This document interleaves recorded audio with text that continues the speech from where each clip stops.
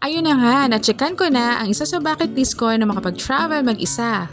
At pupunta tayo ng Singapore. Ano nga ba yung tinanong sa akin ng immigration officer? Kung kailan lang daw ako babalik. At thank you, nandito na ako sa Changi Airport. Grabe, napakaganda dito. Nakakamiss naman yung anak ko, hindi ko kasama. Kaya lang next time sasama ko sila. Sad nga lang kasi hindi ko naabutan tong Jewel, yung merong fountain kasi 10 PM sarado na siya. Di bali next time babalik tayo dito. 5 AM pa yung first trip ng train papunta dun sa city. Pero na-enjoy ko pa mag-ikot-ikot dito sa airport. Grabe, ang ganda talaga dito. Hindi ka talaga maboboring. Marami rin ako nakita mga natutulog din sa mga upuan.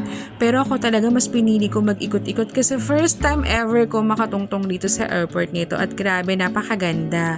Yun nga lang, medyo hassle kasi wala akong kasama, wala magpipicture sa akin, wala mag-video sa akin. Pero nakakatawa tong experience na to. Wala rin naman masama kung mag-travel ka mag-isa lalo na kapag mami ka. Syempre, kailangan mo rin ng me time. Gusto mo rin gawin yung mga gusto mo na bagay na hindi mo rin nagagawa katulad dati. Pero pwede mo pa rin naman gawin ngayon. At syempre, hindi mo kakalimutan yung family mo. Maaga akong pupunta dun sa Capsule Hotel kung saan ako mag-i-stay dito. And syempre, ito yung isa sa bucket list ko na gustong puntahan. Sabi nga nila, lakas daw ng loob ko makapag-travel ako mag-isa. Siguro kasi ang dami ko nababasa na good reviews dito sa Singapore na super safe talaga. Lalo na sa mga turista. Ito talaga yung isa sa babalik-balikan ko. Kung napapansin nyo, meron akong dalang tumbler kasi nagre-refill ako ng tubig. Kailangan malakas yung data connection mo para hindi ka malikaw kasi very accurate dito yung Google Map. Super dalang lang siguro kung maliligaw ka.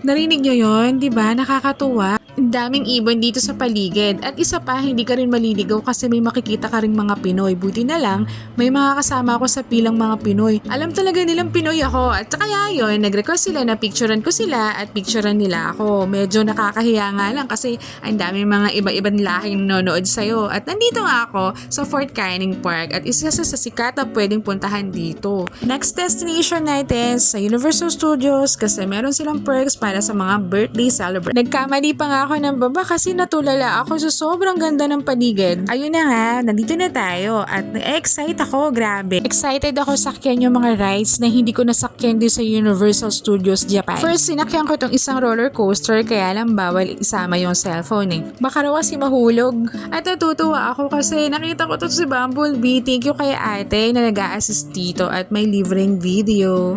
Grabe, super excited. At ito pa, pinaka-the best na nasakyan ko. As in, grabe, to the maximum level. Sayang sarado yung The Mommy's Return. Yun pa naman yung dahilan kung bakit gusto kong pumunta dito. Sayang, next time na lang. Ayun, medyo napagod ako, pero nakakatuwa kasi ang dami ko nakita mga solo traveler dito. Doon ko talaga na-realize na super safe talaga ang Singapore para sa mga solo traveler. At syempre, sa lahat ng mga turista.